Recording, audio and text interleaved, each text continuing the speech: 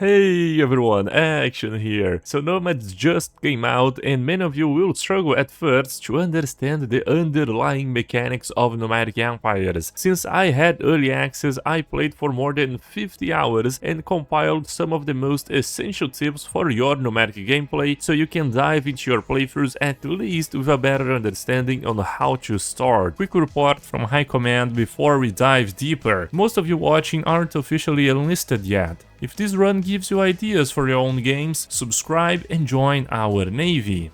So starting with the most important, use survey before harvesting. It's gonna increase the harvesting resources by a massive amount. As an example here, let's try to harvest the wheel system. Right now it's gonna give us only 50 minerals, 150 volatile modes and 50 exotic gases. Let's see this exact same system after we send our science ship to survey it. Alright, system surveyed already. If we go here and harvest, it is now gonna give us 1000 volatile modes, 1.3 thousand minerals, 450 energy, 300 alloys and volatile modes. So it's gonna give us much more. This was one of my main mistakes when I first started playing Nomads. I just harvested everything and didn't actually survey it before it. If you just harvest without looking at the system, you're gonna get terrible resources. If you want to really maximize things, you can look at any system and see the amount of planets that it has. The more planets, the more chances that it has resources. Let's take a look at another system, now the Zule Crow. If you go here to harvest, you're gonna get a massive amount of 175 alloys, 125 volatile modes, which is great because the wheel system only gave us 50 minerals and it already gave us this whole load of resources. Alright, so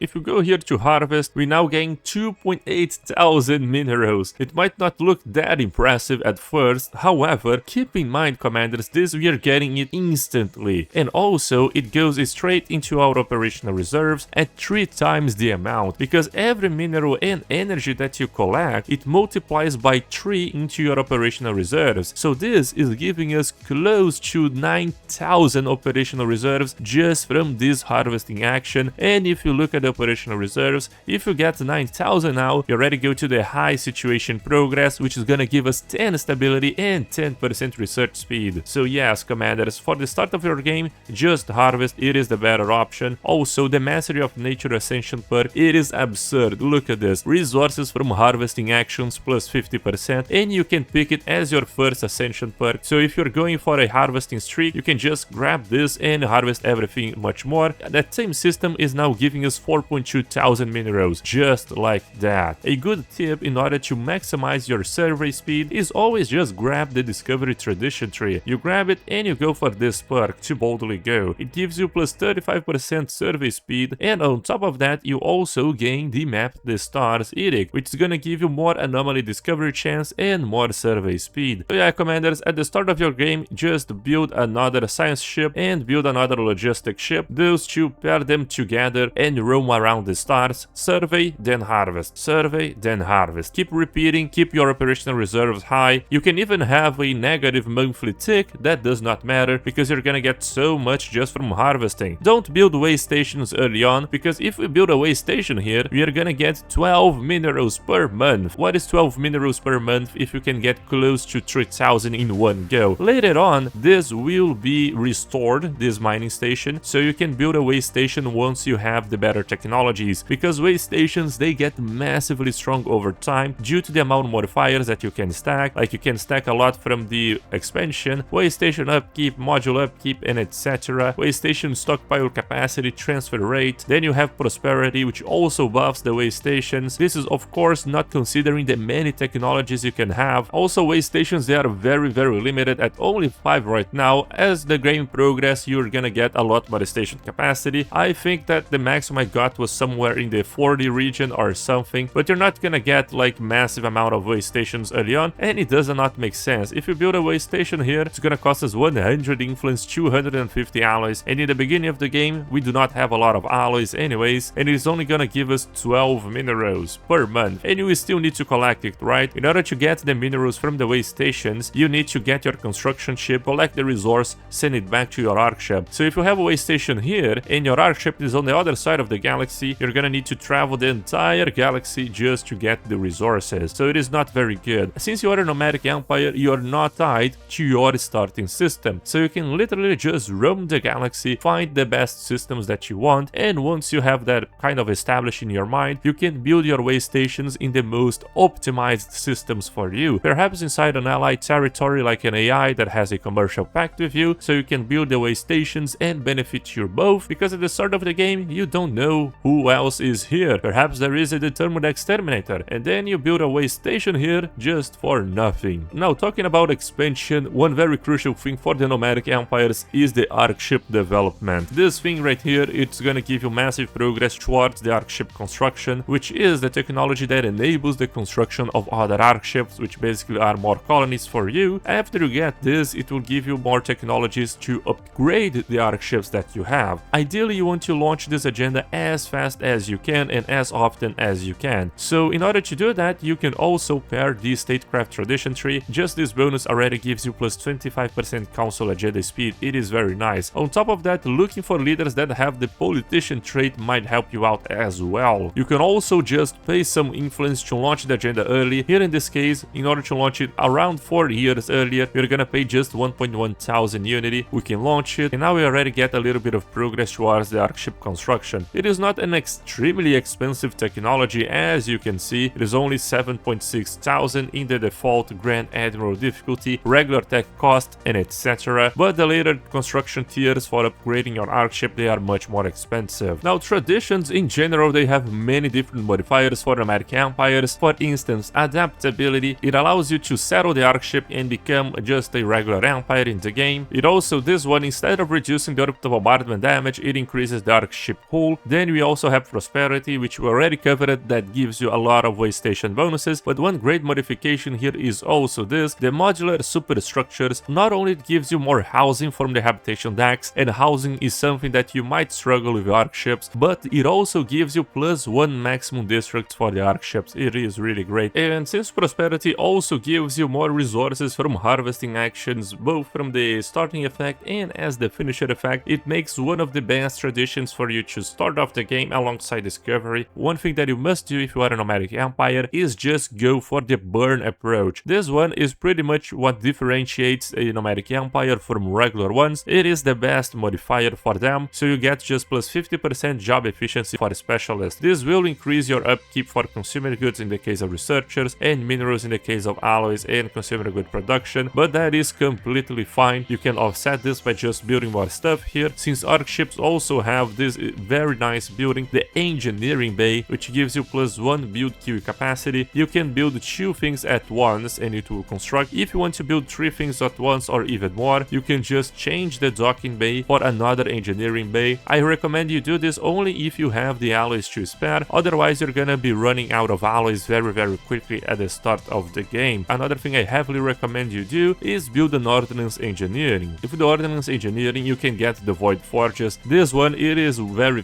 good. As you can see, it buffs your metallurgist production, of course at an increase in upkeep as well, but this will also enable you to remove the industrial trade quarter or your mixed zone here, and you can focus entirely on consumer goods. So yes, the Ordnance engineering, it is the best specialization for you to produce alloys. You just build this, the alloy production, it is very efficient, on top of giving you more armor and armor hardening, making your Arkship a little bit tankier against the enemies. Now, 2 more essential tips for you commanders. In the trades department, setting monthly buy of 42 minerals and energy. This is going to be multiplied by 3, so in total you'll be getting 252 extra operational reserves per month just from these monthly trades. This is extremely good because you get to high operational reserves very quickly. As you can see, in just 22 months we will already reach high, and that is without harvesting anything. If we harvested that system that contained 4.2 thousand minerals with the Mastery of Nature Ascension perk, the single harvesting decision will already get us to 45,000 operational reserves, a little bit less than the maximum stockpile of 60,000. So harvesting plus monthly trades will already set you really nicely to get high operational reserves,